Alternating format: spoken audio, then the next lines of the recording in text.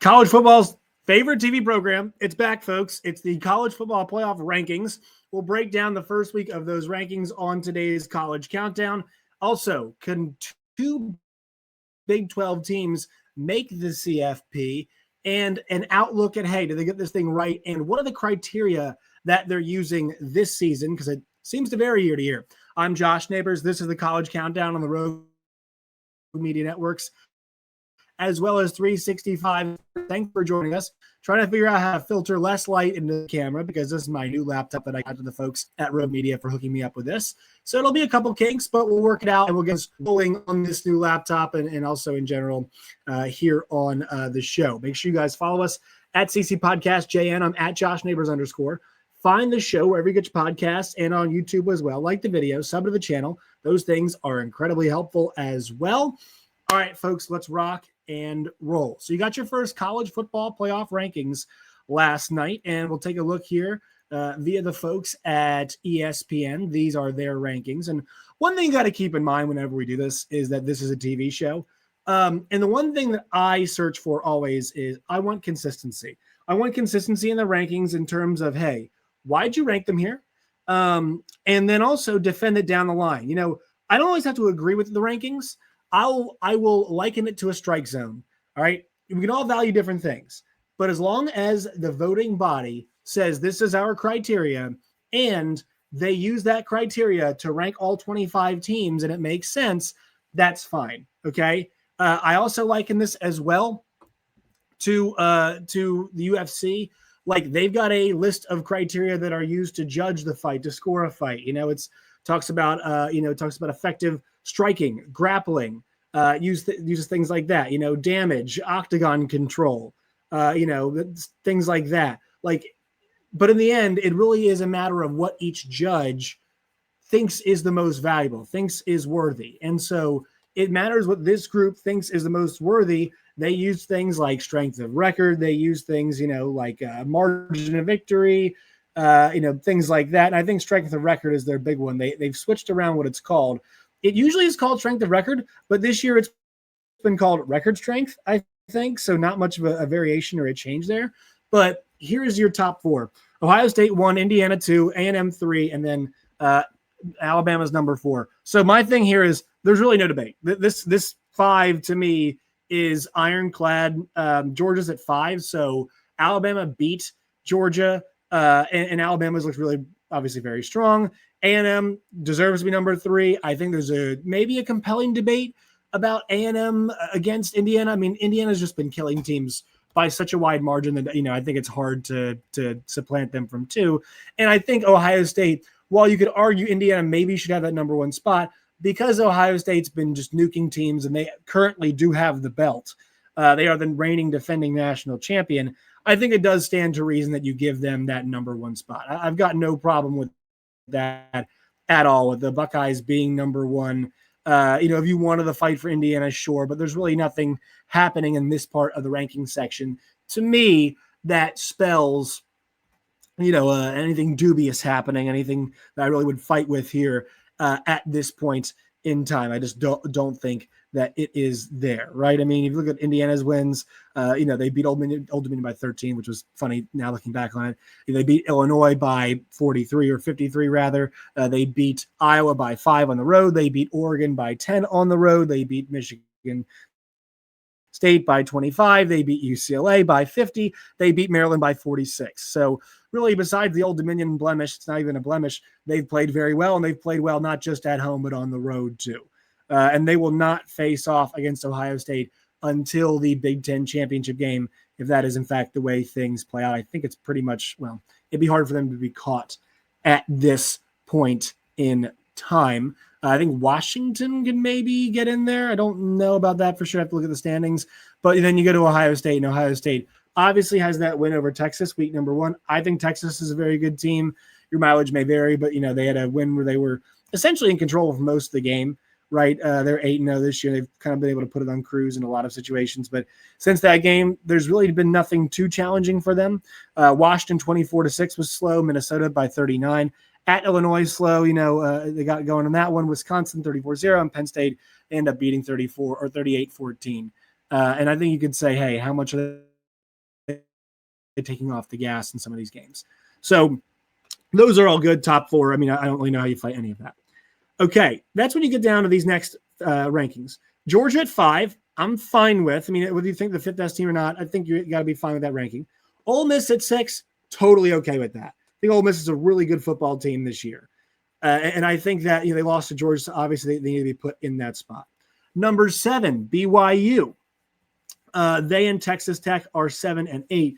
The reason why Tech gets bumped to number 8 is because that they have a loss on their resume right now, as they are 8-1 on the season, right? That they have had some quarterback injuries.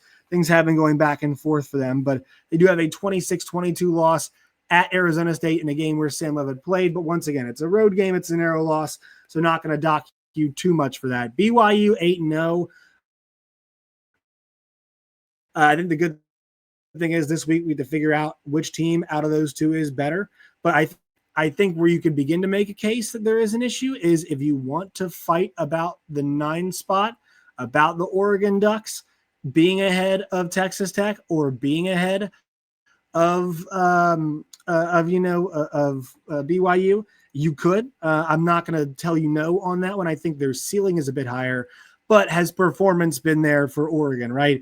That 69-3 of Oklahoma State does not look good. That Northwestern win looks pretty good. The 20-point win over Northwestern, right? At Penn State by 6, in retrospect, doesn't look great, but at the time it did. Indiana lost by 10. They handled you on your home field. You killed Rutgers, and you kind of paced yourself by Wisconsin. So results say that, yeah, you could have a case to be by Texas Tech, but, I mean, the eye test to me doesn't really say anything. Like, yeah, I think you should take the Penn State game for maybe a bit more than what it's being billed as now, but you can't overwhelmingly say, like, we need to value that game a lot more. We got to take the game into consideration much more. I don't think you can firmly say that about that game. I really don't. So I don't think you should really be too upset if you are an Oregon fan about your positioning at number 9. And the nice news for you is you've got at number 20 Iowa, you've got Minnesota, you've got USC, and you've got at Washington. So plenty of opportunities to prove that you should be in the 12-team field. I mean, I think you can honestly maybe go 2-2 in that stretch. I think you want to think 3-1, though. You maybe go 2-2. Actually, no, you can't because you're a 3-loss team.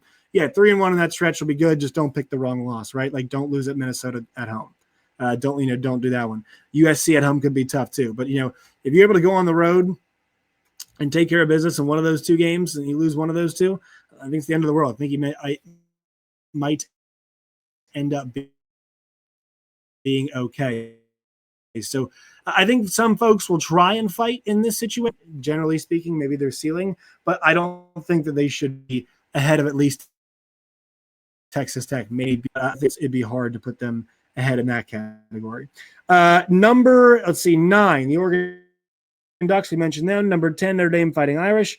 Number 11, the Virginia Cavaliers. Number 12, the Memphis Tigers. So this is where things do get a little bit interesting. Notre Dame is at number 10. They'd be pretty much safely in the field right now at this point in time. The ACC champion's going to have to scrap and claw for, wherever they end up getting ranked. But the group of 5 is where they had to work to find that final team. If you end up looking at the top 25, they put the, so Memphis is not ranked. All right, so that's what you have to understand here. So Memphis would be getting into the 12-team college football playoff as an unranked team. They did not make that top 25. I don't know if it's the first time that that's happened. I would guess to venture it's not, but that's not a great look for the G5 this year if that is the case. Although I will say this, and I think this sentiment has been shared amongst many in the college football community, I think there is less of a gap between, less of a gap between that area, that space, like between 10 and 40, there's less of a gap than there is between, 1 and 10, right? Like there's a lot more parity this year. And I think that can easily be shown in this. UVA is probably not the 11th best team in the country. Let me see. Let me check once again where they put the Virginia Cavaliers in the rankings. But Virginia's really just skated by in a bunch of games. They are fire drilling this thing. I'm not saying the roster is bad, but they are very much fire drilling their way to an ACC title appearance. And yes, there is much football left to be played in the Atlantic Coast Conference. But if you look, Virginia is at 4. It's going to need a lot of help to get in there. And you see Pitt now in the country. There are a lot of good teams, the ACC. I do not think there's any great teams, the ACC, and Virginia is very much, I think, a part of that. I mean, if you look at what UVA has accomplished this year, the win and loss record's fantastic, but the actual team itself, it feels like they've been close, right? They lost to NC State 35-31 on the road, and then they had a close call, great win against against Florida State, close call against Louisville, but you get credit for winning that game on the road. They barely beat Washington State. They barely beat North Carolina, and then they end up getting that pick 6 late in the game against Cal. They've got Wake. They've got Duke. They've got Virginia Tech left to go. And if the teams that are behind them, and also UVA's 5-0 in the league, so you got to note that as well. But the teams that are behind them are going to have a difficult time catching up to the Who's if they're able to stay as a one-loss team, right? They didn't get SMU. They don't get Georgia Tech. They've got Pitt left to go. I think I said the other day they got Duke. So Duke's 4-1. That's a team they're able to knock out if they can. They've got that win over Louisville, right, which is going to help them out very much. They don't have Georgia Tech. And then I think I'm not sure if I mentioned if they had Pitt or not. We'll double check on that. And they didn't. They don't. So they're in pretty good spot. I mean, they've got that distance between them and Louisville, but they got to keep winning and just hope that the ACC kind of ACCs itself.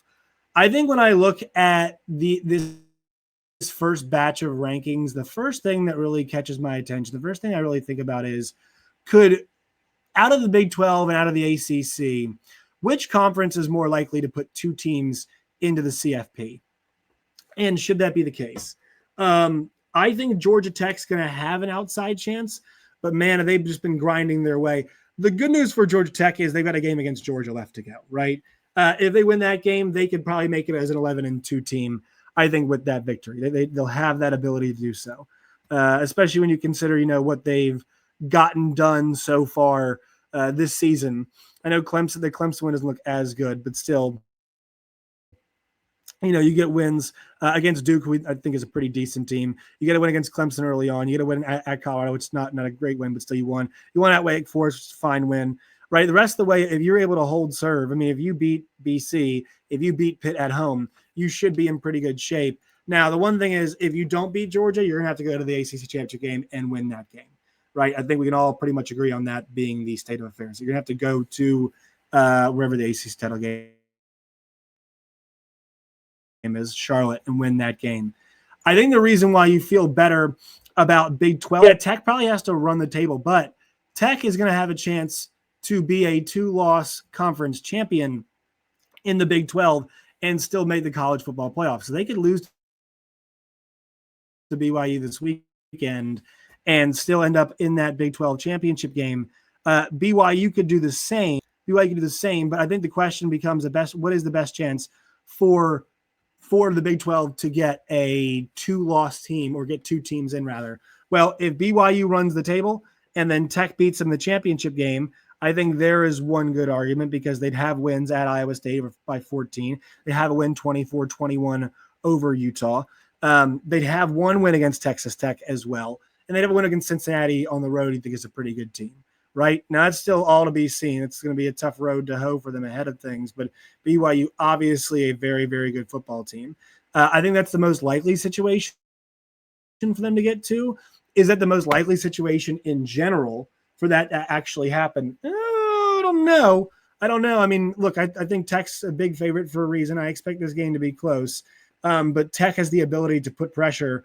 Also, BYU's win against Arizona was pretty good, I thought. I mean, just the way it kind of happened and the way they kept fighting.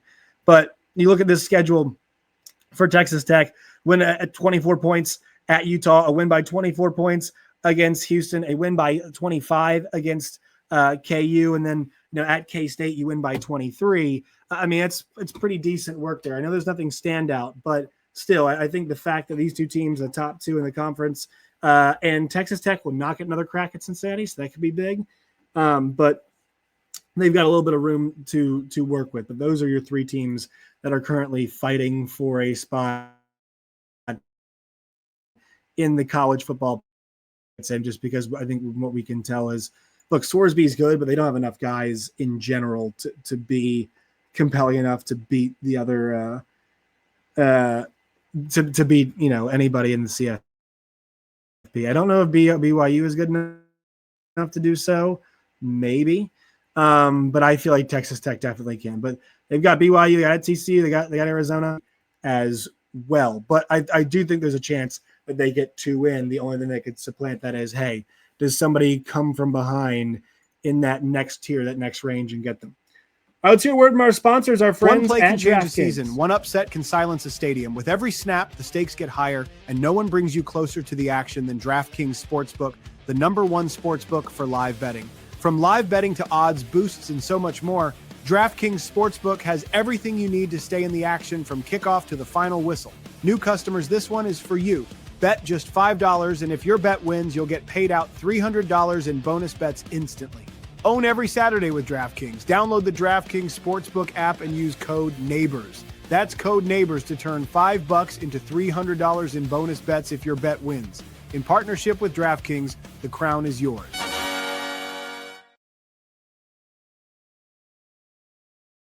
Gambling problem? Call 1-800-GAMBLER. In New York, call 877-8-HOPE-NY or text HOPE-NY 467-369. In Connecticut, help is available for problem gambling. Call 8887-897777 or visit ccpg.org. Please play responsibly. On behalf of Boot Hill Casino and Resort, Kansas. 21 plus age and eligibility varies by jurisdiction. Fees may apply in Illinois, void in Ontario. Bonus bets expire 7 days after issuance. See sportsbook.draftkings.com/promos. NFL Sunday ticket offer for new subscribers only and auto renews until canceled. Digital games and commercial use excluded. Restrictions apply. Additional NFL Sunday ticket terms at youtube.com/go/NFL Sunday ticket/terms. Limited time offer.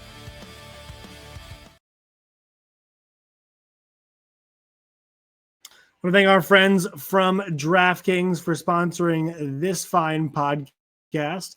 And with that, let's look at the DraftKings Sportsbook and see some of the odds they have. They do offer odds on teams getting into the college football playoff, which I usually find to be some of my favorite, most exciting. Now, teams you will not find offered at the juncture in time. You're not going to, not going to see much Ohio State. You are not going to see much Texas A&M. You are not going to see very much Indiana. I would expect to say as well. I think those 3 teams it stands to reason why they would be off the bat, which I think is so much fun. But if you go to their playoff category, you are able to find some of these offerings, and I'll show you all those right now as we flip. Let's go to that share screen, betting lines.